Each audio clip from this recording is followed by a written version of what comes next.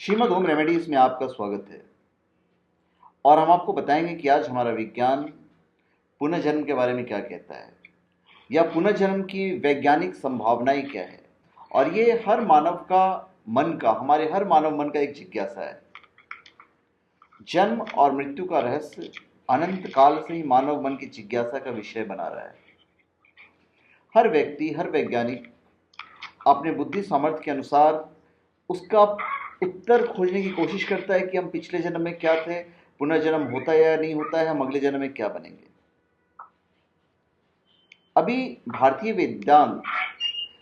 वेदांत और वैज्ञानिक दृष्टिकोण के अनुसार पुनर्जन्म का क्या रहस्य है, आज हम वही आपको बताने जा रहे हैं और इसकी वैज्ञानिक संभावनाएं क्या कहती है।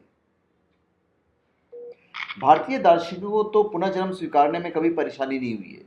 हमारा भारतीय धर्म, हमारा सनातन धर्म पुनर्जन्म को मानता है, हमारे शास्त्र मानते हैं, हमारे धर्म मानते हैं। किंतु विज्ञान जगत का स्वीकार करना ही भारतीय दर्शन की विजय होगी।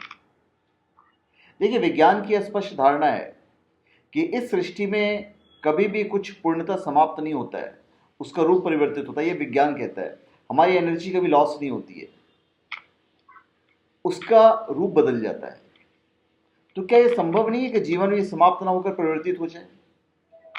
ये समस्त जीवन जगत तरंगात्मक है। जीवन मनोभौतिक तरंगों का समानांतरीकरण है, जिसका नियोजन मनुष्य की शारीरिक और मानसिक मृत्यु का कारण है। विज्ञान जगत भी इस बात को स्वीकार करता है कि जीवन तरंगात्मक है। जितने भी ईसीजी हुए हैं, तो ईसीजी भी इस बात का प्रमाण है कि तरंग ही जीवन और सीधी रेखा मृत्यु की सूचक है। जब हम यह मानकर चलते हैं कि तरंगे कभी समाप्त नहीं होती है, तो हमें यह भी मानना पड़ेगा कि मनुष्य की मृत्यु के पश्चात उसकी मनस तरंगे ब्रह्मांड में विचरण करती रहती है। और जब किसी भौतिक तरंग हमारी जो बॉडी है, जब किसी भौतिक तरंग से उसका समानांतरीकरण हो जाता है, तो यह उस मनस तरंग का पुनर्जन्म हुआ। यहां पे मैं ये उल्लेख करना चाहूंगा कि आधुनिक विज्ञान जगत यह मान रहा है कि शरीर की मृत्यु के पश्चात मानव मस्तिष्क लगभग 5 से 6 घंटे तक जीवित रहता है।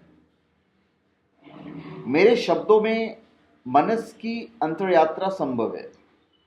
हिंदू शैली में मृतक के अंतिम संस्कार के समय कपाल क्रिया के द्वारा मस्तिष्क को मृत्यु को भी पूर्ण रूप से सुनिश्चित कर लेते हैं, ताकि आत्मा मुक्त हो जाए। आप देखते होंगे जब लाश को जला दिया जाता है, अगर उसका सर नहीं फटा है तो उसको फोड़ दिया जाता है, ताकि उसकी जो यादाश्त है, यादाश्त वहीं पे खत्म हो जाए।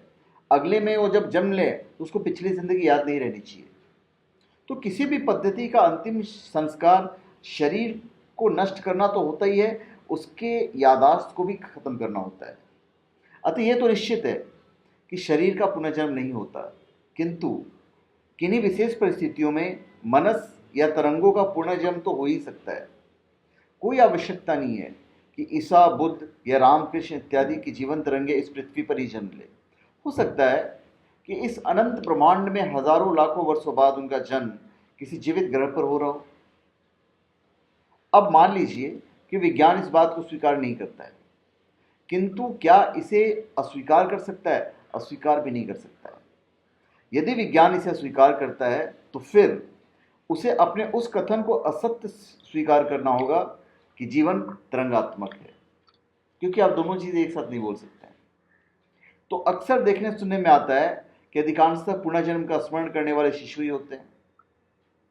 इसका कारण सिर्फ इतना है कि निर्बोध शिशुअवस्था में उनके संस्कारहीन कच्चे मन में कोई मनस तरंग संपर्क स्थापित कर लेती है, किंतु जब उनका मस्तिष्क अपने ज्ञान और अनुभव को स्वयं पर अंकित करने में सक्षम होता है, तो धीरे धीरे धीरे स्मृतियां विलुप्त होती चली जाती है।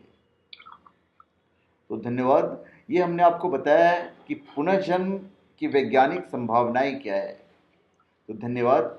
आप हमारे चैनल पे सब्सक्राइब करें और अपने कमेंट दीजिए। धन्यवाद।